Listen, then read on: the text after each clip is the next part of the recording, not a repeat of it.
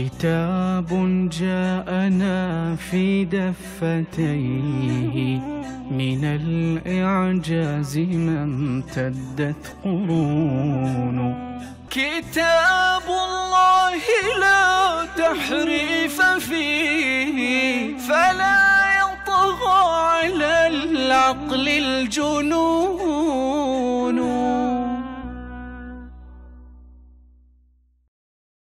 يروي الشيعة في كتبهم عن جعفر الصادق أن من علامات الإمام أنه أشجع الناس، في حين أننا نراهم يصفون عليا رضي الله عنه بالخزي والعار والجبن وحاشاه رضي الله عنه، فقالوا أنه وضعوا الحبل الأسود في رقبته وجروه للبيعة كالجمل المخشوش، وأنهم أجلسوا في بيت 25 سنة محبوس في بيته مغتصبين الخلافة منه، وأنه قُسر ضلع زوجته ولم يدافع عنها أو لم يدافع عن نفسه فيما مضى، وقصروا ضلعها وأسقطوا جنينها، قتلوا ولد محسن أمامه ولم يدافع عنه، وأدخلوا المسمار في صدرها ولم يدافع عنها، ويقولون أنه اغتصب فرج ابنته، ذاك فرج غصبناه، ورواية صحيحة المجلسي في مرآة العقول من زواج عمر من أم كلثوم، ولم يدافع عن ابنته.